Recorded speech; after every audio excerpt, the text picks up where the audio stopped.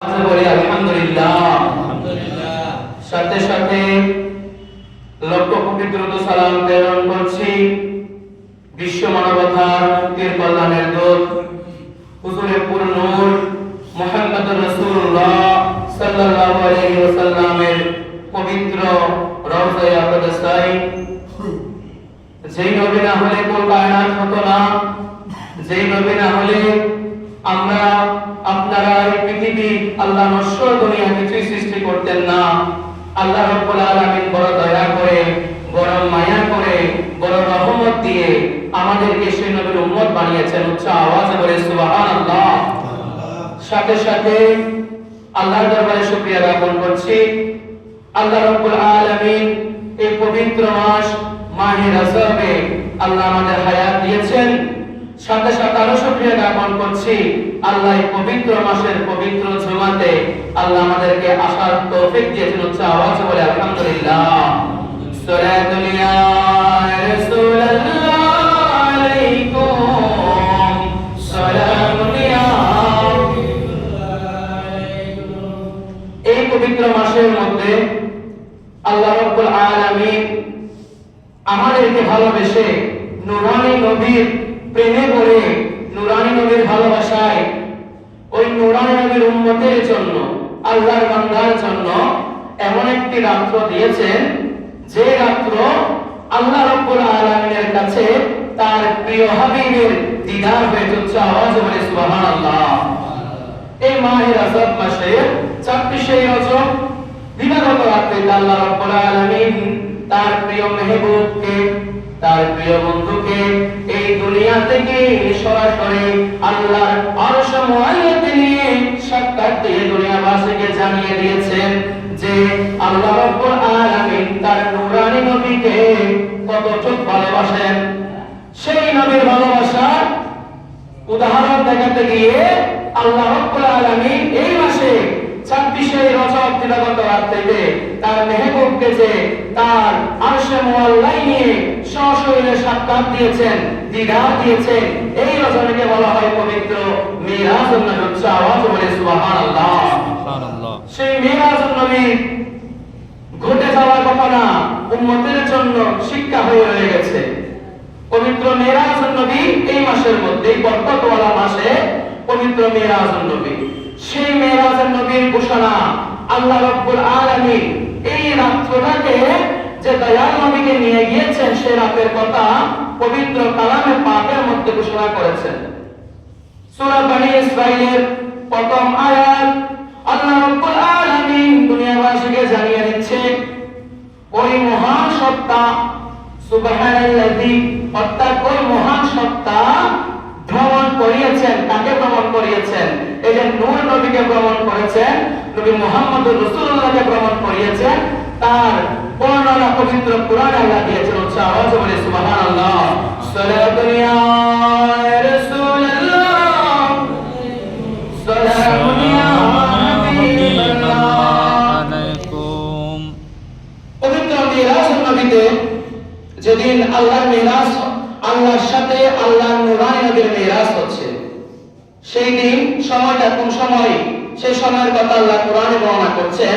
সেই সময়টা হচ্ছে দিনেও নয় আবার রাতেও নয়, কিন্তু রাতের একটা শেষ ভাগে লাইলান বলেছেন, অর্থাৎ রাতের শেষ কিছু সময়ের মধ্যে আল্লাহ আল্লাহর প্রিয় মেহবুবকে, আল্লাহর প্রিয় দুস্থকে দুনিয়া থেকে সরাসরি আরশ মুআল্লায় সফর করেছেন। সেই কথা হাদিসে মুবারাকার মধ্যে এসেছে। ওই সফরের কথা আল্লাহর সাথে আল আরশ মুআল্লা পর্যন্ত সরাসরি সাক্ষাতের কথা দুনিয়াবাসীর মধ্যে সর্বপ্রথম যিনি বিশ্বাস করেছেন তিনি হচ্ছেন সিদ্দিকে আকবর। উচ্চ আওয়াজে বলে সুবহানাল্লাহ। অর্থাৎ মিরাজের ঘটনা সর্বপ্রথম যাকে বর্ণনা করিয়ে শোনানো হয়েছে তিনি হচ্ছেন হযরত আবু বকর সিদ্দিক রাদিয়াল্লাহু তাআলা। আবু লাহাব, উতবা, শাইবা যখন বড় বড় কাফের নেতাদের কাছে সর্বপ্রথম মিরাজের ঘটনা গিয়েছে, তারা মিরাজের ঘটনাকে বিশ্বাস করেনি। যখন আবু লাহাব চলতি পথে সিদ্দিক আকবরকে পেল, আবু বকর সিদ্দিককে পেল, আবু বকরের কাছে যখন এই মেরাজের ঘটনা বর্ণনা করছেন, তখন আবু বকর বলেছিল, যদি এই সব কথা আমার নূরানী নবীর নূরানী জবান থেকে বলে তাইলে সব কিছু সত্য। অর্থাৎ নবী যদি এই কথা বলে থাকে তাহলে সব সত্য, কোনো দলিলের প্রয়োজন হবে না।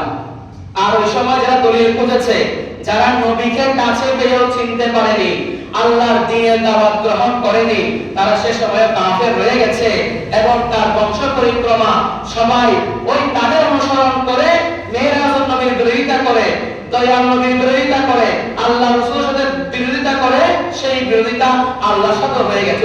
আওয়াজ বলে নাউজুবিল্লাহ। তাহলে আমাদের এই আয়াতে কারিমা, এই পবিত্র ঘটনার একটা অন্যতম শিক্ষা হচ্ছে বিশ্বাস রাখতে হবে। আপনি ঈমান আনবেন, আপনি বিশ্বাস না করলে তার ঈমান পূর্ণ হবে না। আপনাকে সর্বপ্রথম মনে প্রাণে বিশ্বাস রাখতে হবে এবং ওই বিশ্বাস যখন আপনি করবেন তারপর আপনার ঈমানের পূর্ণতা পাবে। আওয়াজে বলি সুবহানাল্লাহ। সালাতুল ইয়া রাসূলুল্লাহ আলাইকুম সালামুন ইয়া মুহাম্মদ মুস্তাফা নূরুন আলা নূর হাবিবে কিবরিয়া নূরুন আলা নূর সালাতুল ইয়া সালামুন ইয়া হাবিবাল্লাহ। পবিত্র মেরাজের ঘটনা আপনারা সবাই জানেন। যখন হযরত জিবরাইল আমিন নবীর কাছে আল্লাহর ওহী নিয়ে চলে এসেছে, আল্লাহ যখন দয়াল নবীকে মেরাজে নিয়ে যাওয়ার কথা বলে ওহী প্রেরণ করেছেন, তখন দয়াল নবী ছিলেন মা উম্মে হানির ঘরে। আওয়াজে বলি সুবহানাল্লাহ। উম্মে হানির ঘরে নবী করিম রউফুর রহিম সরকারে দু আলম নূরে মুজাসসাম শুয়ে আছেন, ঘুমিয়ে আছেন। নবীকে যখন ঘুমানো পেয়েছে, জিবরাইল আমিন আবার আল্লাহর কাছে জানতে চাইলো, ইয়া বারে খোদা, আপনার দয়াল নবী, আপনার বন্ধু, আপনার দোস্ত, আপনার হাবিবুল্লাহ, আপনার রাসূলুল্লাহ তো ঘুমিয়ে আছেন, এখন আমার করণীয় কি? মুমিনের জন্য শিক্ষা দিচ্ছে, ওই সময় ওই অবস্থায় রাসূলকে হাতে ডাকেনি, আওয়াজ করে ডাকেনি, অর্থাৎ এমন ভাবে ডাকতে হবে যাতে নূর নবীর দয়া মুস্তাফা যাতে কিনা হয়, অসুবিধা না হয়। তখন নূরানী নবীর পায়ের তলার মধ্যে জিবরাইল আমিন জিহ্বা দিয়ে চুমু দিয়ে ডাকছেন, ইয়া রাসূলুল্লাহ, ইয়া হাবিবাল্লাহ, আল্লাহ পয়গাম দিয়েছেন আপনাকে মেরাজ করতে হবে, আর আল্লাহ যেতে হবে, আল্লাহর সাথে সাক্ষাৎ করতে হবে। উচ্চ আওয়াজে বলি সুবহানাল্লাহ। তাই দেখেছেন কেমনে পায়ের মধ্যে চুমু দিয়ে নবীকে দেখেছেন, দুনিয়াবাসীকে শিক্ষা দিয়েছেন দয়াল নবীর শানে, দয়াল নবীর মানে এমন শব্দ, এমন কাজ করতে হবে যেটা ইজ্জতের দিক দিয়ে সবার উপরে হবে, যেটা ইজ্জতের দিক দিয়ে কি হবে, সবার উপরে হবে। যেই শব্দ সবচেয়ে বেশি সুন্দর হবে তা দয়াল নবীর জন্য, যেই ডাকা সবচেয়ে সুন্দর হবে সেই ডাকা হবে নূর নবীর জন্য। অর্থাৎ আল্লাহ রাব্বুল আলামিন জানিয়ে দিলেন, নূর নবীকে ডাকতে হলে, নূর নবীকে ঘুম থেকে জাগ্রত করতে হলেও ওই পদ্ধতিটা নিতে হবে যে পদ্ধতিটা দুনিয়ার মধ্যে সর্বশ্রেষ্ঠ পদ্ধতি। উচ্চ আওয়াজে বলি সুবহানাল্লাহ। সালাতুল ইয়া রাসূলুল্লাহ আলাইকুম সালামুন ইয়া হাবিবাল্লাহ। শায়ের বলছেন, মেরাজে যাই আল্লাহর হাবিব নবী কমলিওয়ালা, মেরাজে যাই আল্লাহর হাবিব নবী কমলিওয়ালা, ইয়া রাসূলুল্লাহ ইয়া হাবিবাল্লাহ। একটা বলে ইয়া রাসূলুল্লাহ ইয়া রাসূলুল্লাহ ইয়া হাবিবাল্লাহ। ইচ্ছা করলে দয়াল নবী থাকতে পারতেন আরশে পাকে, দয়াল নবী ইচ্ছা করলে তো থাকতে পারতেন, আরশে পাকে থাকতে পারতেন, কিন্তু উম্মতেরই মায়াই নবী, উম্মতেরই মায়াই নবী আছেন সোনার মদিনা, ইয়া রাসূলুল্লাহ ইয়া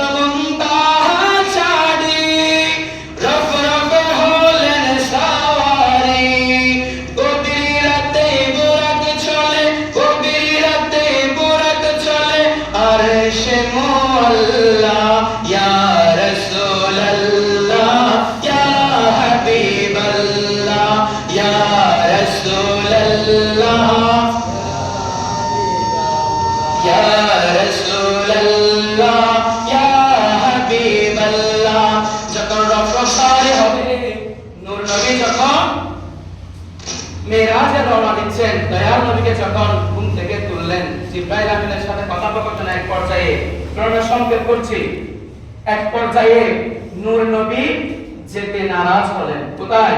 মেরাজে যেতে নারাজ হলেন। কেন নারাজ হলেন? যতক্ষণ পর্যন্ত ওই জিবরাইল আমিন দিয়ে আল্লাহ রাব্বুল আলামিন থেকে এই ওহী আসেনি যে নবী আপনি আসুন, মেহবুব আপনি আসুন, আপনার উম্মতের জিম্মাদার আমি আল্লাহ নিয়েছি। যতক্ষণ এই কথা এসেছে যে আল্লাহ রাব্বুল আলামিন জিম্মাদারি নিয়েছে, তখন নূরানী নবী রওনা হয়েছে। উচ্চ আওয়াজে বলি সুবহানাল্লাহ। অর্থাৎ নূর নবী যতক্ষণ পর্যন্ত কি হয় নাই, উম্মতের জিম্মাদারি নিতে পারে নাই, এতক্ষণ রওনা হয় নাই। জিম্মাদারি দেওয়ার পর রওনা হয়েছেন। সেই নবী হচ্ছে আমার আপনার নবী। আর ওই নবীর শানে যারা বিরোধিতা করবে, নবীর বিরুদ্ধে যারা কথা বলবে, নবীর ইজ্জত আসবাব নিয়ে কথা বলবে, তারা দুনিয়াও লাঞ্ছিত হবে, আখিরাতেও লাঞ্ছিত হবে। আল্লাহ আমাদেরকে বোঝার তৌফিক দান করুন। আওয়াজ করে আমিন। যখন রওনা হয়ে গেলেন, রওনা হওয়ার পর সাত আসমান থেকে যখন রওনা শুরু করলেন, ওই ৭০,০০০ নূরের পর্দা ছেদ করে আরশে মুআল্লা হয়ে কই যাবে? স্বয়ং রব্বে করিমের দিদারে যাবে। উচ্চ আওয়াজে বলে সুবহানাল্লাহ। ওই এক পর্দা থেকে হাদিসে মুবারাকা আছে অন্য পর্দার দূরত্ব হচ্ছে ৫০০ বছরের রাস্তা। অর্থাৎ আল্লাহ রাব্বুল আলামিনের সাক্ষাতে যাচ্ছেন, ওই পর্দা ৭০,০০০ পর্দা যে অতিক্রম করবেন, সেই অতিক্রম এক পর্দা থেকে আরেক পর্দার দূরত্ব হচ্ছে কত? ৫০০ বছরের রাস্তা। এই ৫০০ বছরের দূরত্ব অতিক্রম করে নবী মুস্তাফা যখন রওনা হলেন, সাথে আছেন জিবরাইল আমিন। ওই জিবরাইল আমিন বর্ণনা দিচ্ছেন, ওই ৭ আসমানের একদম ঊর্ধ্বতে আসমান আছে, সেই আসমানের নাম হচ্ছে লাবিয়া। ওই লাবিয়া ৭ আসমানের লাবিয়াটি তৈরি হয়েছে ইয়াকুত পাথর দিয়ে। সেই পাথরের তৈরি ৭ম আসমানের উপরে একটা মসজিদ আছে, যে মসজিদের নাম হচ্ছে বাইতুল মামুর। উচ্চ আওয়াজে বলে সুবহানাল্লাহ। অর্থাৎ আমার আপনার নবী ইমামুল মুরসালিন, যিনি মসজিদে হারাম থেকে যখন মসজিদে আকসা থেকে যখন ৭ম আসমান পার করে বাইতুল মামুর, সব জায়গার নবীদের ইমাম হচ্ছে আমার আপনার নবী। উচ্চ আওয়াজে বলে সুবহানাল্লাহ। ওই ৭ আসমানের মধ্যে প্রথম আসমান হচ্ছে রকিয়া।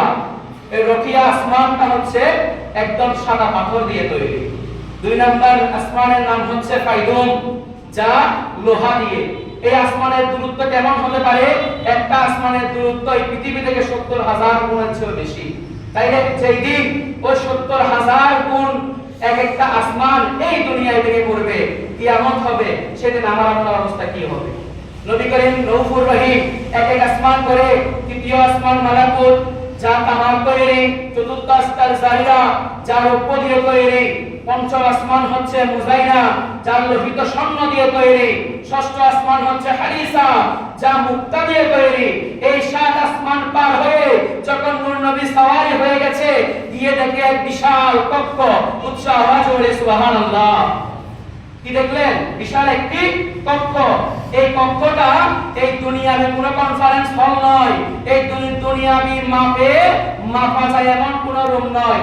এই রুম হচ্ছে দুনিয়া থেকে এই সারা দুনিয়ার সমান ৭০,০০০ দুনিয়া যদি একসাথে করে, তার থেকেও এই রুম বড়। উচ্চ আওয়াজে বলে সুবহানাল্লাহ। সেই রুমে যখন গেলেন, দয়াল নবী তশরীফ এনে যখন সেই রুম খুললেন, সেই রুমের মধ্যে ৪টি নহর দেখতে পেলেন। কি দেখতে পেলেন? ৪টি নহর। নহর মানে ঝর্ণা। এই ৪টি ঝর্ণা দেখতে পেলেন। ওই ৪টি ঝর্ণার মধ্যে সর্বপ্রথম তিনি দেখলেন আল বিসমিল্লাহ। এই বিসমিল্লাহ শব্দের মিম দ্বারা যে নহর এসেছে, সেই নহর দিয়ে পানি আসছে। উচ্চ আওয়াজে বলি সুবহানাল্লাহ। ২ নাম্বার যে নহর দেখলেন, তা দেখলেন আল্লাহ শব্দের হা দিয়ে একটি নহর আসতেছে, সেই নহর দিয়ে দুধ বের হচ্ছে। ৩য় নাম্বার দেখলেন রহমান নামের মিম দিয়ে ওই নহরটা দিয়ে শরবত বের হচ্ছে। ৪ নাম্বার রহিম নামের মিম দিয়ে আরেকটি নহর দেখলেন, তা দিয়ে মধু বের হচ্ছে। উচ্চ আওয়াজে বলি সুবহানাল্লাহ। এই রুমের মধ্যে দেখতে পারলেন ৪টা নল থেকে ৪ রকমের কি আসতেছে? পানি আসতেছে। একটাতে পানি, একটাতে দুধ, একটাতে শরবত, আর একটাতে মধু। এই চারটি দেখে আমার নুরানি নবী প্রশ্ন করলেন, আল্লাহ এই এত আনজাম গুলো কিসের? এই আনজাম গুলো কিসের? অর্থাৎ এই আনজাম দিয়ে কি হবে? তখন আল্লাহ রাব্বুল আলামিন নুরানি নবীকে জানিয়ে দিচ্ছে, ও আমার দোস্ত, ও আমার মেহবুব, ও আমার হাবিবুল্লাহ, শুনো শুনো, তোমার উম্মতের মধ্যে ওই দিন সূর্য যখন আধাত উপরে চলে আসবে, মাথা থেকে আধাত উপরে যখন সূর্য আসবে, যখন ওই কিয়ামতের মাঠের মধ্যে সবাই হাহাকার করবে, কেউ কারো হবে না, সবাই নফসি নফসি করবে, যখন আপনি আপনার উম্মতের জন্য আমি আল্লাহর কাছে চাইবেন, তখন ওই উম্মতের জন্য আমি আল্লাহ এই চারটি নহর দিয়ে এক প্রকার একটা শরবত বানাইলাম, যেই শরবতের নাম পবিত্র কোরআনে আমি কাউসার দিয়েছি। ইন্না আতাইনাকাল কাউসার বলে দুনিয়াবাসীকে জানিয়ে দিয়েছি, এই কাউসারের মালিক আপনি নবী, এই কাউসারের মালিক আমি আল্লাহ। হারে যেই উম্মতগুলো দুনিয়াতে থাকতে সর্বশেষ নিঃশ্বাস পর্যন্ত আপনি নবীর দেওয়া পথ, আমি আল্লাহর দেখানো মত, এই মত আর পথের মধ্যে অচল থাকবে, ঈমানের সাথে দুনিয়া থেকে যাবে, ওই কিয়ামতের কঠিন সময়ে তাদের জন্য নহর থেকে একটু পানি পান করলে ওই কিয়ামত আর তাদের তৃষ্ণা জাগবে না। উচ্চ আওয়াজে বলি সুবহানাল্লাহ, সুবহানাল্লাহ। ওই নহর দয়াল নবীর সাথে সাক্ষাৎ হয়েছে কোথায়? সপ্তম আসমানের উপরে।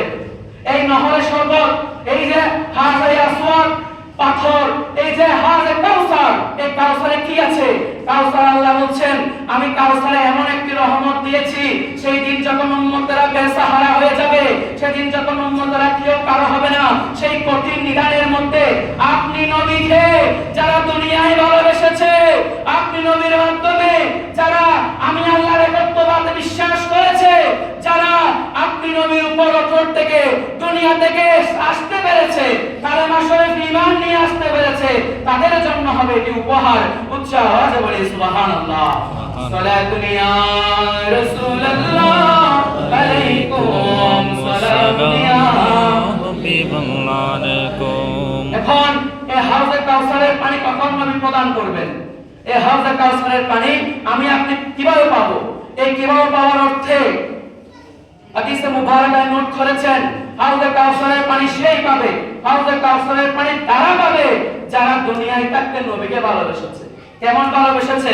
আল্লাহ রাব্বুল আলামিন কোরআনুল কারীমে বলেছেন, ইন কুনতুম তুহিব্বুনাল্লাহ ফাত্তাবিউনি ইউহিব্বুকুমুল্লাহ ওয়া ইয়াগফিরু লাকুম যুনুবাকুম ওয়াল্লাহু গফুরুর রহিম।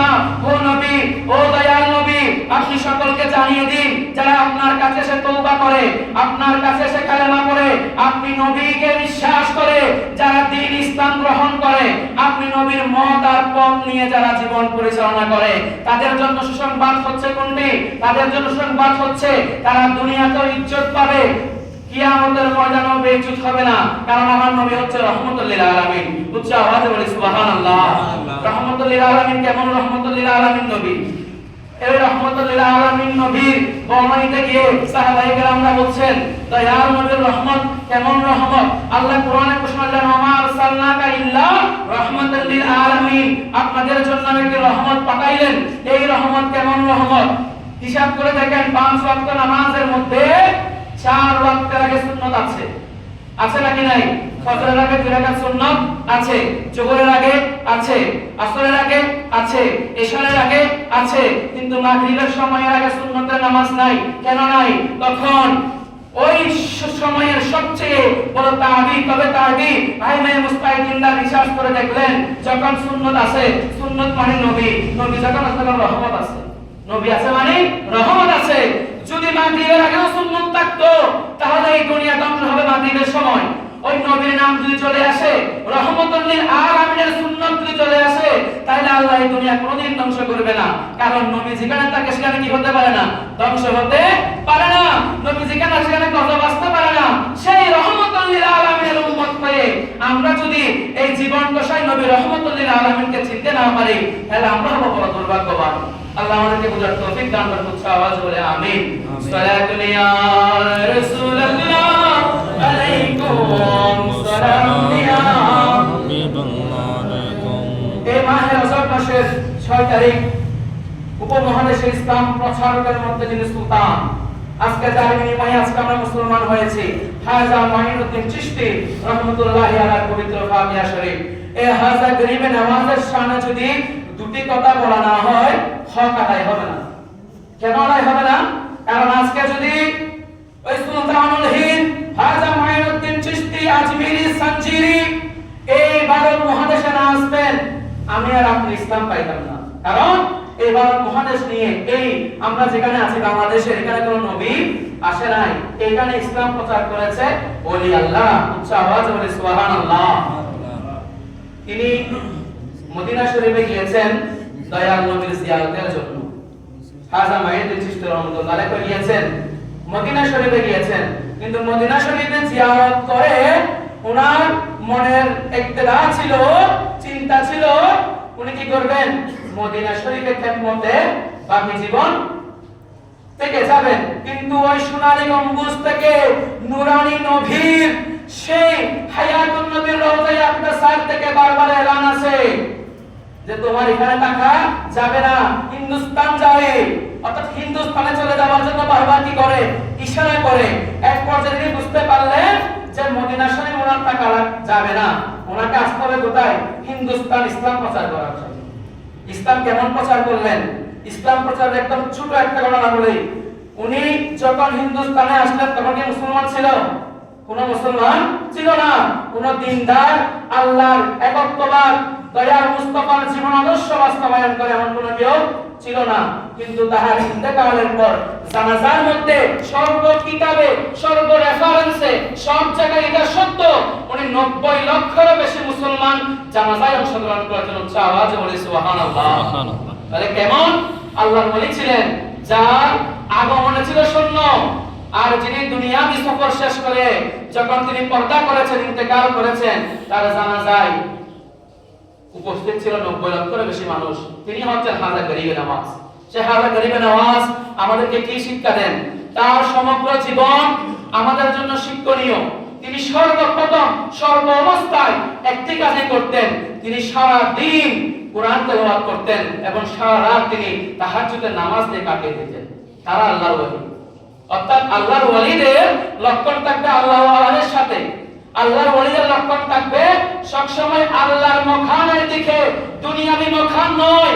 হাজা আজমিরি সঞ্জিরির বাবুর্চি বর্ণনা করছেন, আমার হাজা সাহেব যখন দুনিয়ায় ছিলেন তখন আমার জীবনাদর্শে আমি দেখেছি হাজা মাইনুদ্দিন চিশতি আজমিরি সঞ্জিরির দরগার মধ্যে যত লোক থাকতো একসাথে খাবার খাওয়াইলে 100 মণ চাউলের থেকে বেশি চাউল লাগবে। কিন্তু যখনই খাবার প্রয়োজন হতো আমি হাজা মাইনুদ্দিন চিশতি আজমিরি সঞ্জিরের কাছে গেলে উনি যায় নামাজটা উপরে তুলে বিদ্যুৎ থেকে আমাদের টাকা দিতেন, পয়সা দিতেন, এবং তিনি যা টাকা দিতেন তা দিয়ে ওই দিনের আঞ্জাম শেষ হওয়ার পরে আমি যখন ফিরিয়ে দিতাম তখন হাজা গরিবে নওয়াজ আমাকে বলতো, আমাকে ফিরিয়ে দিতে হবে না, তুমি দান গরিব দুঃখীর মধ্যে দান করো। আওয়াজে বলে সুবহানাল্লাহ। অর্থাৎ ওনার যায় নামাজের কোরআন থেকে উল্টাইলে কি পাওতো, উনি ওই দিনের খরচে সব টাকা দিতেন এবং উনি সব সময় বলতেন, তোমরা যখন ওই আল্লাহ ওয়ালাদের সাথে হয়ে যাবে, তুমি যখন মালিকের প্রেমে বিভোর হয়ে যাবে তখন মালিক তোমার প্রেমে বিভোর হয়ে যাবে। উচ্চ আওয়াজে বলে সুবহানাল্লাহ। এই মহান ওলিয়ে জাতের এই মাসের মধ্যে পবিত্র ফাতিহা শরীফ আল্লাহ রাব্বুল আলামিন আমাদের সকলকে আল্লাহর ওলিদের ফয়সাত নিয়ে, নিয়ামত নিয়ে, আল্লাহর ওলিদের দেখানো জীবন পরিচালনা করলে কাল হাসরের মাঠ, কবরে, ফুলসিরাতে আমার আপনার জন্য কি হবে, বাঁচার একটা আদর্শ হয়ে দাঁড়াবে। আপনি হাজা গরিবে নওয়াজের দিকে যান, আপনি গাউসুল আজম মাইজ ভান্ডারীর দিকে যান, আপনি সুলতান গাউসে পাকের দিকে যান, আপনি শাহিন শাহী শ্রীকুটের দিকে যান, আপনি যত আউলিয়া কেরামের মহাদর্শ আছে, পীর আছে, তরিকা আছে, সব দিকে যান, সবার লক্ষ্য একটাই, আপনাকে আল্লাহ ওয়ালা বানানো। উচ্চ আওয়াজে বলি সুবহানাল্লাহ। আপনাকে দুজকের আগুন থেকে বাঁচানো। প্রত্যেকের লক্ষ্য একটাই, তারা দুনিয়া চায় নাই, তারা আখিরাত চেয়েছে। তারা আপনাকে আখিরাতে সঙ্গী বানাতে চেয়েছে। আখিরাতে আপনাকে সঙ্গী বানাইতে হলে দুনিয়াবি গুনাহ ছেড়ে, দুনিয়াবি জালেম জুলুম সব ছেড়ে আমাদেরকে আল্লাহর ওলিদের দেখানো পথে আর মতে আসতে হবে। ওই আল্লাহর ওলিদের দেখানো পথে আর মতে যখন আমি আর আপনি অবস্থান করতে পারবো, তখন আমার আর আপনার জন্য এই মেরাজুন রজনী হবে রজনী।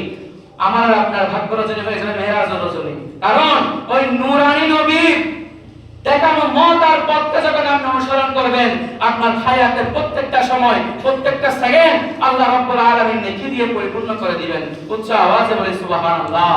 আল্লাহ রাব্বুল আলামিন আমাদেরকে বোঝার তৌফিক দান করুক।